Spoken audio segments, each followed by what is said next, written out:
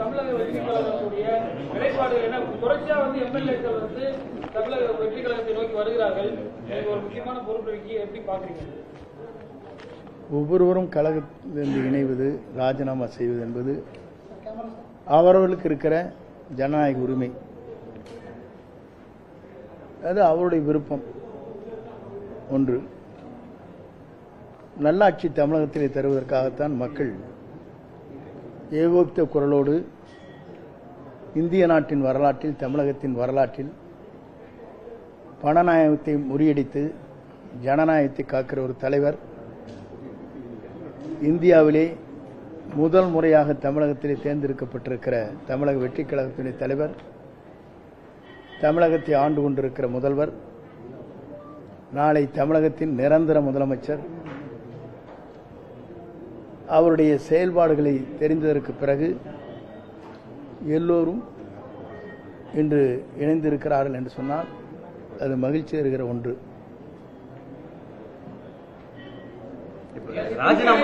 ராஜினாமா செய்திருக்கக்கூடிய எம்எல்ஏக்கள் மீண்டும் அதே தொகுதியில போட்டியிட தாவேக்காவில் வாய்ப்பு கொடுக்கப்படுது, அதனாலதான் அவங்க ராஜினாமா செய்யறாங்க அப்படின்னு சொல்றாங்க.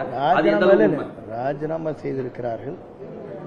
அதற்குள்ளே இந்த கேள்விகளை நீ கேட்பது என்பது உங்கள் மனதிலே வருகிற ஒவ்வொரு கருத்திற்கும் நான் பதில் சொல்ல இயலாது. அது போக போக காலம் பதில் சொல்லும். குதிரை வீரம் நடத்துது அப்படின்னு தொடர்ந்து குற்றச்சாட்டு. தமிழக வெற்றி கழகத்தை பொறுத்தவரையிலும் குதிரை பேரம் என்றும் நடைபெறவில்லை. முதல் தெரிந்து கொள்ள வேண்டும். குதிரை பேரம் நடத்தியது யார் என்பதை நாடு தெரிந்து கொண்டிருக்கிறது. திமுக ஆதரவோடு நான் முதலமைச்சர் ஆவேன் என்று சொன்னது யார், அதை நீங்கள் தெரிந்து கொண்டு அதற்கு நீங்கள் அவடத்திலே பதில் கேட்டால் அது சரியாக இருக்கும்.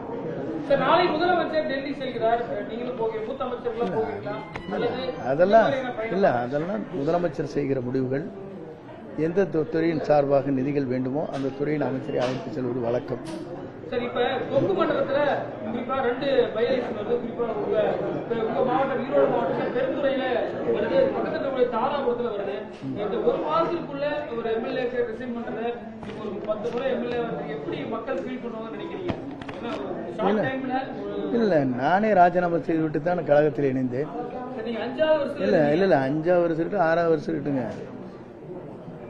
ஒரே மாதத்தில் ராஜினாமா செய்து பட்டியலும் இருக்கிறது.